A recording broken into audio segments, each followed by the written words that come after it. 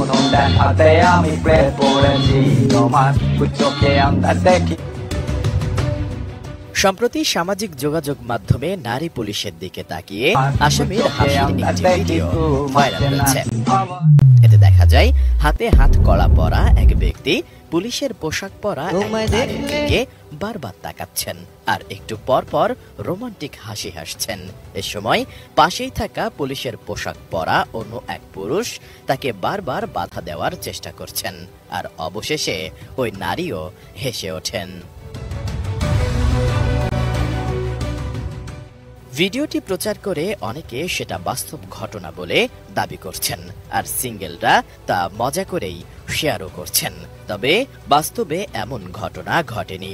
যে ভিডিওটি ভাইরাল হয়েছে তার দৃশ্যটি স্ক্রিপ্টেড।